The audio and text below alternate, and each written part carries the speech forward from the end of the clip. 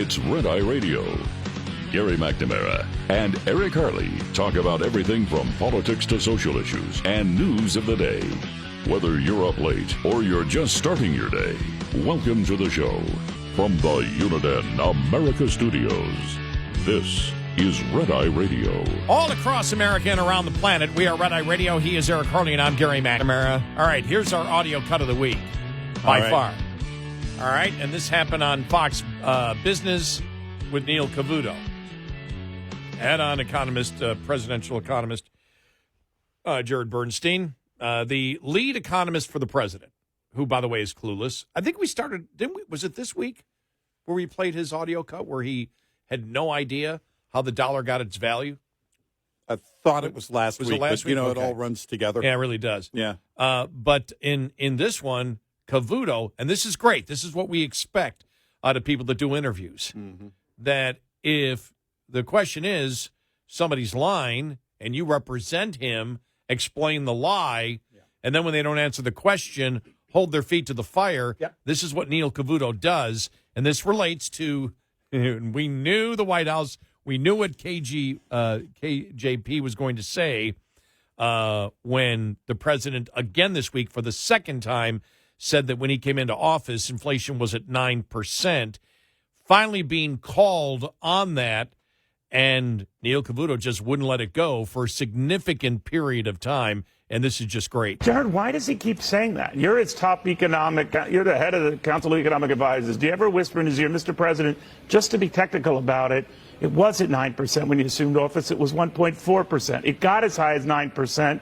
in 2022. You brought it down from that, but it was never, ever, ever 9% when you came into office. So why does he keep saying it? Well, first of all, let me point out that in that very quote you played, the president talked about how concerned he was for households struggling with prices that he consistently characterizes as too high. That's not what I asked you. Okay. We stopped it there just for a moment because that is fantastic. Yeah, right at that point. You stop him right there. Right. It's not what I asked you. Yeah. Not the question. You weren't asked that, so I'm stopping you there. Yep.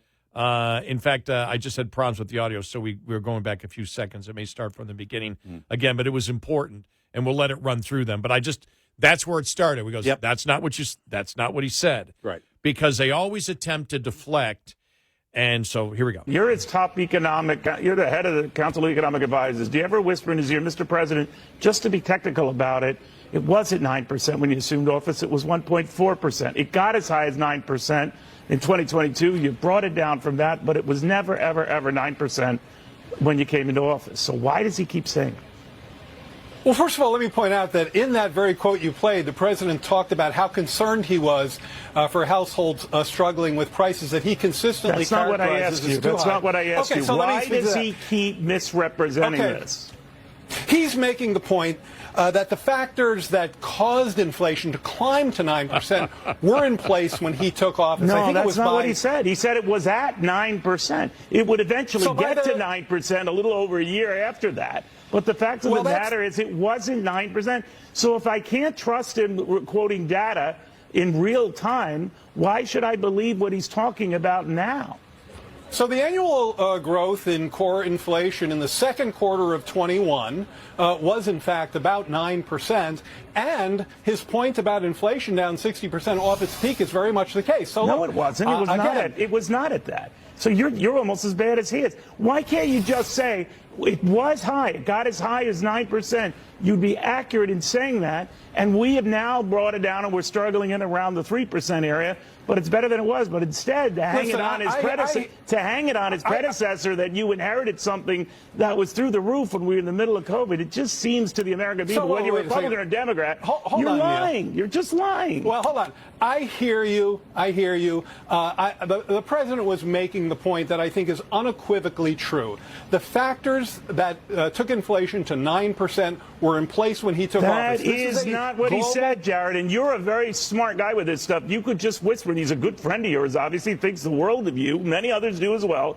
You could have just told him, Chief, I got to tell you, Mr. President, whatever you say, you might even call him Joe. That's how close you are. Say, sir, it was not 9%. Stop it with the 9%, because the more you say that, the more people don't believe what you're saying. Look, I think what the American people care most about is the fact truth. that inflation. The American people care about truth, Jared. Hold on, Neil. Neil, this only works if you let me talk, okay? You haven't answered my Inflation- question. I've asked it 5 times, five ways.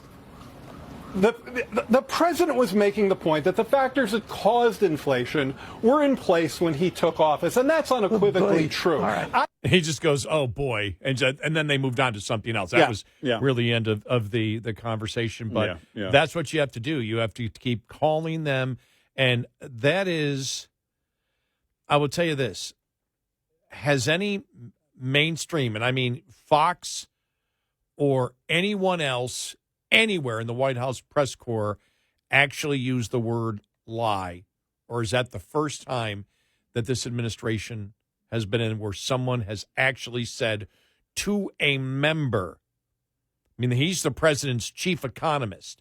He's speaking outside the White House. And twice he said, "You're lying." It's the first I can remember hearing it. We've always said, why can't you say the L word? Now, if you're in the White House briefing room, we know why, because you're going to get kicked out. You're never going to be called on again. I wouldn't care. You're lying. It's a lie. The president's lying, and you're lying. Why do you feel it necessary to lie? Why do you feel it necessary to lie with the American people looking at this that have already paid for all this? They're very aware of the recent history of inflation. Why would you try to lie to the American people about what they're paying for? What they already know? Where do you think you actually get the win on that? You can't fool the American people. Why is it that you think you can lie to them? It doesn't do any. The American public already knows you're lying. Why do you continue doing it? Because they do. Yep. You know, I want to find this here. Oh boy, what did I? Oh, here it is. This was an article in the Washington Monthly. Bill Scheer. The Biden campaign is worried the decision to propose 2 debates with Donald Trump is a clear sign the president's reelection team knows it's behind, which of course it does. Mm-hmm. And they talk about the fact that initially Biden said, "Well, I'll debate him or something if he behaves." Here it is. He goes, Biden responded, "It depends on his behavior." Well, nothing has changed about Trump's behavior since then. Nothing has changed about Trump's behavior in the last 50 years. What also hasn't changed is who's leading in the polls. Mm-hmm. Mm-hmm. And it says, but behind is behind and Biden is behind. Worse, recent polling suggests Biden only has a narrow path to 270. He would need a bigger recovery in the more diverse Sunbelt swing states of Arizona, Georgia, Nevada, and North Carolina, where his deficit is generally around 5 or 6 points to recreate the multiple paths he had 4 years ago when he narrowly defeated Trump in several critical battlegrounds. Now, here's the thing. When we get down to it, because this analysis is pretty good about where the president stands on the polling, right? Yeah, sure. Okay. So maybe all Biden needs to do is to keep pushing his "we're on the right track" message and wait for it to click in at the Democratic National Convention in Chicago this summer and beyond. Mm-hmm. But clearly the Biden team thought things could be clicking by now, and they don't want to wait any longer. They want to jumpstart the campaign now. Mm-hmm. Could a debate provide a jumpstart? The answer is yes, and they go through, other different races in the past. But here it is. However, the fundamentals of this race should favor Biden. The economy is growing, unemployment is low, and inflation, while stubborn, is way down. Wages have been beating inflation for months. No incumbent president in the era of modern economic data has lost re-election under these types of economic conditions.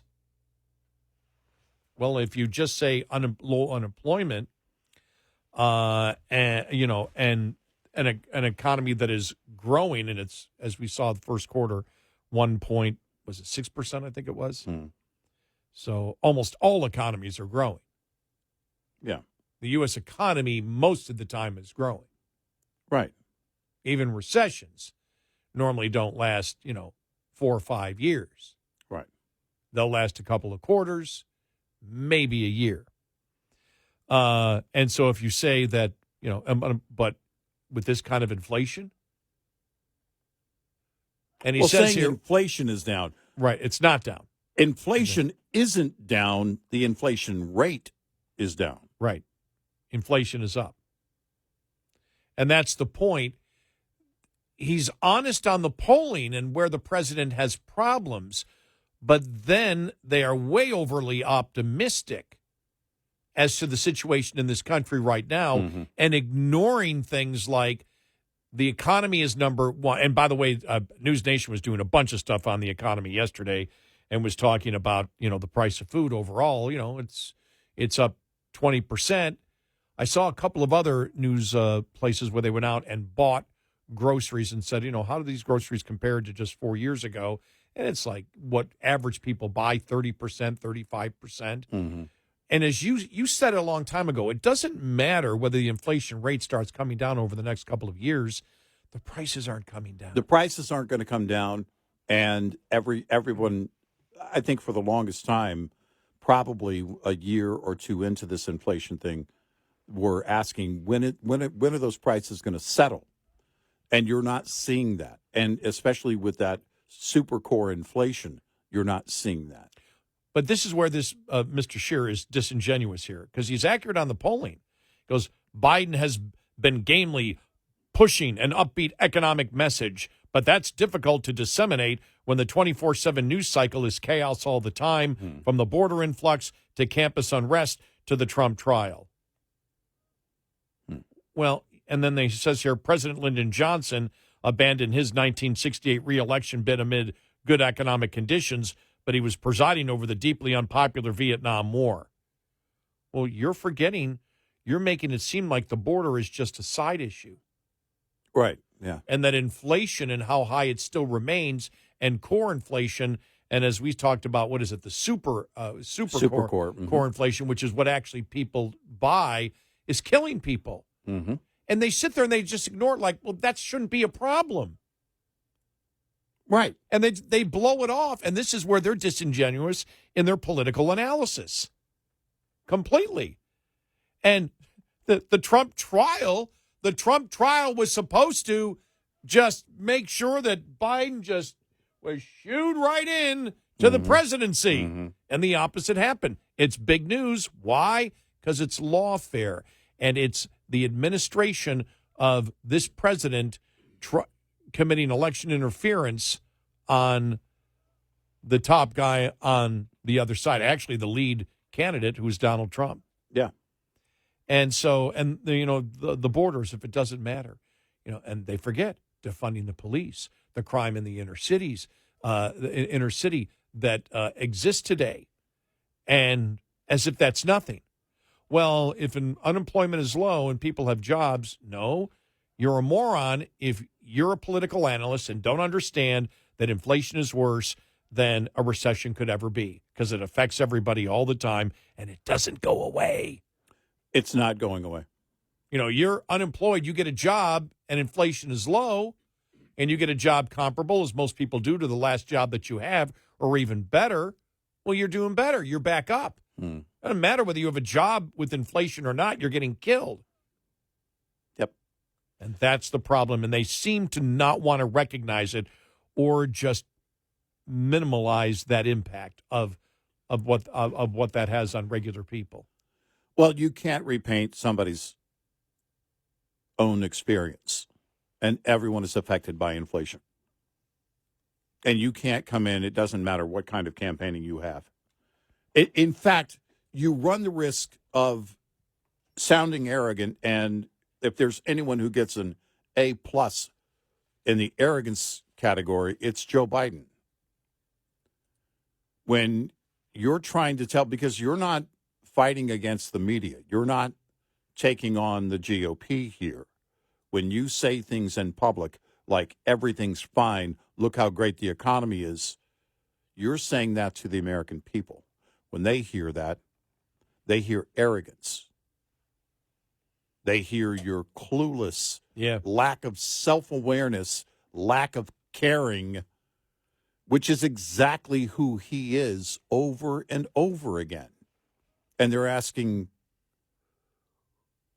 how in the world can you say that to me when I'm the one paying for it every day?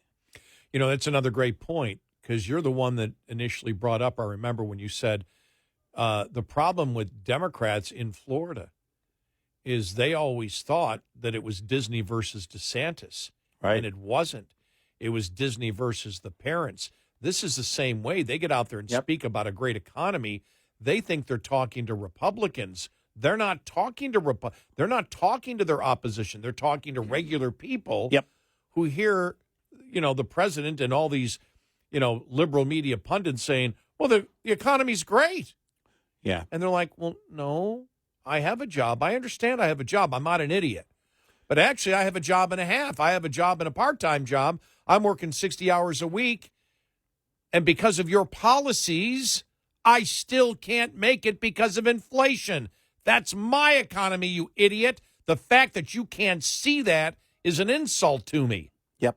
That's what the average person thinks. Yep. Every time. Every time. 866-90-RED-EYE. This morning's USDA Farm Report is brought to you by House Products. Tested, trusted, guaranteed since 1920. U.S. pork production this year will likely be about 28 billion pounds, about the same as last year. But for next year, we're anticipating some growth. USDA Outlook Chairman Mark Jekanowski is projecting pork output next year will approach 28.5 billion pounds. And that is reflecting expectations of continued strength or growth in pigs per litter, more than offsetting the possibility of lower farrowings. There's also the possibility of lower hog prices, now expected to average $60 a hundredweight. That would be down $2.49 year over year, or a drop of about 4%. Gary Crawford reporting for the U.S. Department of Agriculture. This report brought to you by Cenex Fuels and Lubes. Get in touch with Red Eye Radio, toll free at 866-90-RED-EYE.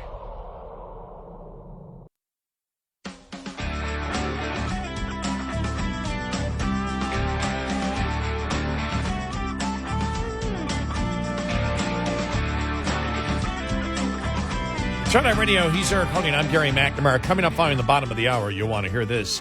Ape versus man. But first, you saw that Dr. Francis Collins, who headed the National Institutes of Health during COVID-19, that his part of his testimony was released yesterday by the COVID Oversight Committee. He admitted the origins of coronavirus remain up for debate. The lab leak theory is not a conspiracy, and there was zero scientific evidence to support the government's social distancing guidance. Zero. None. All of it. So amazing to look back on all that. I saw a young person wearing a mask the other day, and I thought, okay. With the exception of some underlying condition, which, by the way, I thought to myself, well, if you've got that underlying condition, you probably shouldn't be in a crowded room, you know. But with the exception of some underlying condition, it really is still virtue signaling for the most part. Would I be bigoted if I see somebody in a mask after all the events of the past few weeks to say, oh, pro-terrorist? Well, I thought to myself, is it just, and that's kind of what I thought, you know, not necessarily pro-terrorist, but just a way to kind of hide your identity, go through life not showing your face.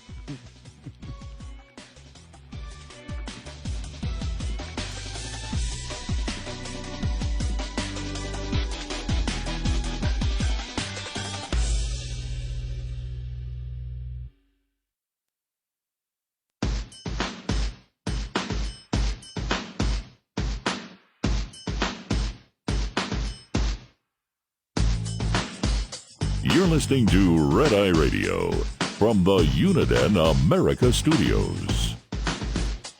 And he's Eric Harley, and I'm Gary McNamara. There it is. America's power grid could buckle under sweltering summer heat, watchdog warns. Oh, no.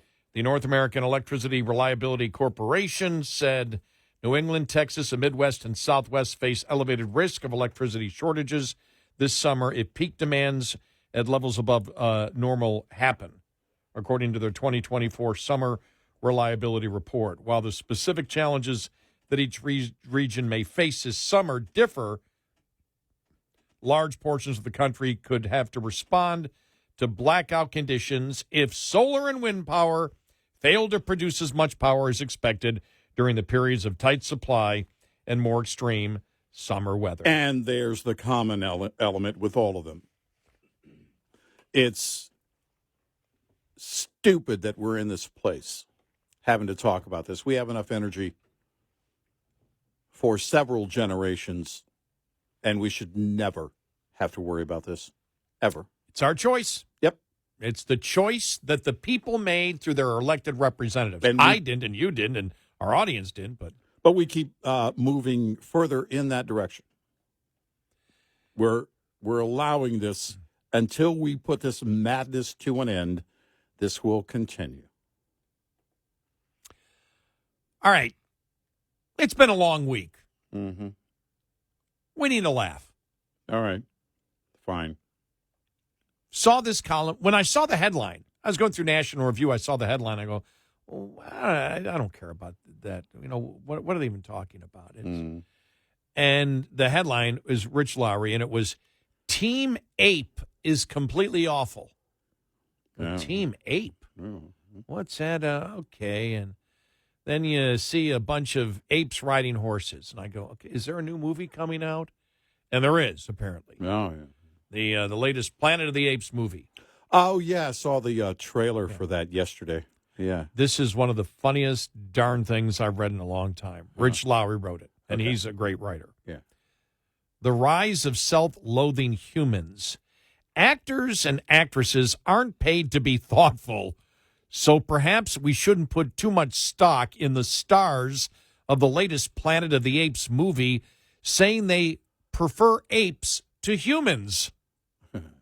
But their comments are telling insofar as they reflect a fashionable worldview that is anti-human and on top of that, apparently completely ignorant about apes. Asked in a joint interview promoting the film whether they are Team Ape or Team Human, Owen Teague and Freya Allen both confidently said Team Ape, citing what humans have done to the planet. I dislike humans a lot, Allen explained. There are times where you can see humans come together and you go, oh, isn't that lovely? And then there are times you go, I absolutely hate us. It's not exactly a new insight that human beings are capable of great achievements and great crimes. Still, you'd think our thespians would have a little more appreciation for the species willing to shell out to watch yet another installment of the Planet franchise, making those humans playing the various roles rich, famous, and comfortable. And by the way, none of the apes are getting paid. And as he writes here, it sure beats lolling around in the grass, enjoying sexual congress out in the open with a number of ape partners, although tastes differ, I guess. That's not to disparage apes, who are beasts and can't help behaving as such. They are fascinating and marvelous creatures. But Teague and Allen seem to have a dated understanding of their social dynamics that was held prior to serious primate research beginning in the 1960s. The 1982 research, Chimpanzee Politics, was so groundbreaking, surely they would have a good chuckle over the two devotees of Team Ape. What we learned decades ago was that chimpanzees weren't the peace-loving vegetarians of our imagination. Instead, they have incredibly complex social dynamics that include intense competition for dominance. They can also be astonishingly violent, warlike, and expansionist. The expert Nicholas Newton Fisher has written of how seeing chimps peacefully interacting among one another can create the perception that these animals represent some lost Eden, a salvation from the human condition. To watch a full-grown adult male play wrestle and chase a juvenile or an adolescent, it's hard to imagine the callous brutality which with the same male can seize an infant from its mother's breast, tear into its abdomen, and start feeding on the infant's intestines while it still lives. And to think that no one will arrest, prosecute, or jail, or even send to counseling on pretrial release that criminal ape. I was done at that point. I didn't need to read any more. Man, when I read that the first time, I mean, I couldn't stop laughing. It was just great. The self-loathing is so, it's exhausting, really. And it's been happening with Hollywood types for a long time.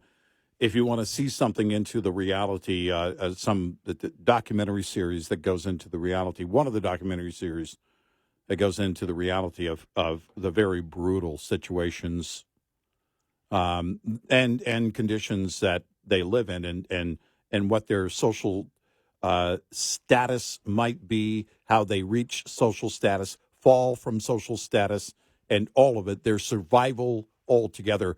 Chimp Empire on Netflix is one that's pretty brutal. It probably could have been a lot more brutal, but there are certain things that, I mean, you've got to make it palatable for an audience. You know, it's not pretty. It's not a bunch of chimpanzees playing with each other. It's different tribes that are fighting against each other. One episode is about the war. It's about how within any given group of them, some rise to dominance and become the alpha, which is brutal because you got to climb that ladder. And then you've got the threat of being taken down if you're perceived as weak. I wouldn't say it's the most brutal documentary or documentary series I've seen. In fact, it's based on, the producers actually based it on other research in this same area where this was all filmed. And in the making of it, they're having to be right there in the middle of it with these cameras, a number of humans. And it becomes extremely dangerous. And you look at this and say, my gosh, this kind of reality, it actually, first of all, I've never been unhappy to be human. I'm so ashamed to be a human. That kind of self-loathing is pathetic. It's just pathetic. Eric, come on. How does someone get to that point? I don't know. I hate being a human. Yeah. Humans are so bad. I see that all the time on social media. Humans suck. They're so bad. We're so horrible. That's the thing about this is, again, you know, we always go back to Timothy Treadwell and Grizzly Man. Yeah. You know, where he treated grizzly bears as if they were humans. Right. Oh, they understand me. And then he was eventually, after 13 summers, eaten by the grizzly. Yeah, right. And, I mean, it's horrible. I mean, the death that he and his girlfriend had to go through, you know, basically being eaten by bears, is horrendous, but it's the reality and the well-known reality of human nature, or excuse me, not human nature, of nature. That's the reality. And I'll never forget in Grizzly Man when they talked to the guy, and he was a Native American who ran the actual Grizzly Bear Museum. Yeah. And he said, well, there was nothing positive about what Timothy Treadwell did. He treated bears as if they're human. You don't do that. You stay. And he said, look, we've been on this land thousands of years. bears and humans aren't meant to interact. Right. It is brutal in nature. And for people to get to the point, I mean, there they are in Hollywood. And again, in a profession and at a level where they're being they've earned a very, very, very good living that 99% of humans in the past and even now have never been able to have. And they look and they say, well, we'd rather be an ape than a human. Yeah, right. Yeah. I mean, my God, I don't even know. I can't even process. I can't process that in my head. Well, I would rather be an ape. Do you seriously mean that? Yeah, because humans suck. Yeah, this self-loathing and virtue signaling approach must always include the very impossible for them to actually become an ape and live as an ape. Right? They can say it because they know it's never going to happen. And it's a weird kind of virtue signaling, and it makes me wonder, well, my gosh, what's going on in your brain? How bad is it for you? As they point out here, you're getting paid a lot of money to do this film. And I made the joke that the apes aren't getting paid. They actually didn't use real apes. How would you know? Well, these were humans depicting apes, as has been the case from the very beginning, going back to the Charlton Heston years. Well, I've seen the nature films of apes and any other animals out in nature. They've got a million bugs flying around them all the time. Yeah. Who would want to be an ape? Right. Right there, you'd say, well, we've developed mosquito netting and other technology, so we don't have to deal with it. I'd rather be an ape. Well, what I learned, too, is the social aspect of grooming each other. You see them kind of picking bugs off of their skin. Mm-hmm. That's actually essential to their health.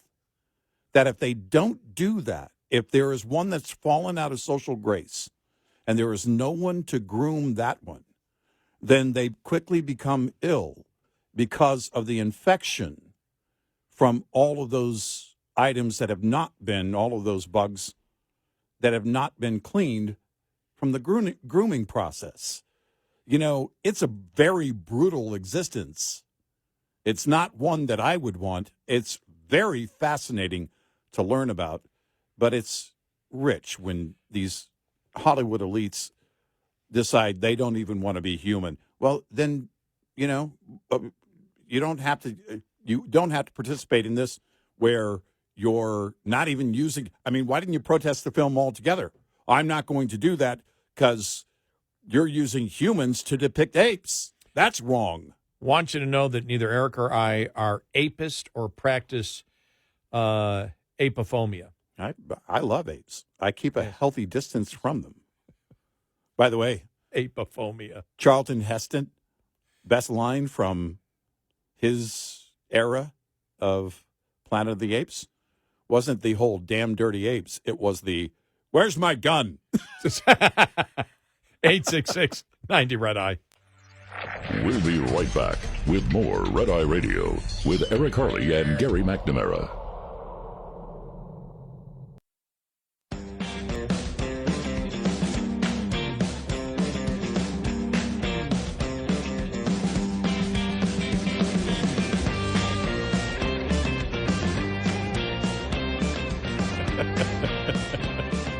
It's Red Eye Radio. I'm sorry, he's Eric Harley. I'm Gary McNamara. I'm just shaking my head. I just started. I did scream a little bit. I mean, during the commercial break there, just in general, just going, what's wrong with these people? Someone comes up to you, would you rather be an ape or a human? I'd rather be an ape because humans can be bad. Where are these people educated? What was their neighborhood like that they grew up in? I mean, these people are freaking morons. Yeah. I'd rather be an ape than a human. Right. I mean, seriously, how intellectually bankrupt or what type of emotional nightmare is your brain constantly in if you actually think that way? Yeah, you're upset because you're human. Why couldn't I have been born an ape? It would have been so great. Right. Yeah. Tells me you know zero about being an ape. Zero Like about nothing. Wildlife and nature. Yeah. Right. Oh, it's so the birds just tweet and everybody has a good time. They eat each other constantly. Exactly. Yeah. You're constantly looking over your shoulder, aren't you? No, it's if you're a bird, you're doing battle every day. I know.